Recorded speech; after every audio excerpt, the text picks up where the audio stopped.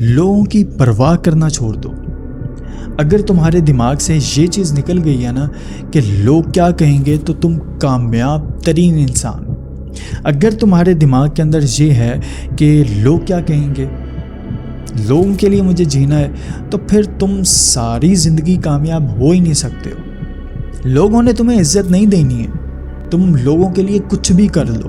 تم لوگوں کے لیے ایون گردن کٹوا کے آؤ گے نا، تو وہ آ کر کہیں گے کہ یہ صحیح نہیں کٹی ہے، تھوڑی سی اوپر سے کٹنی چاہیے تھی، رائٹ؟ عزت ذلت تو اللہ کے ہاتھ میں ہے۔ وَتُعِزُّ مَن تَشَاءُ وَتُذِلُّ مَن تَشَاءُ۔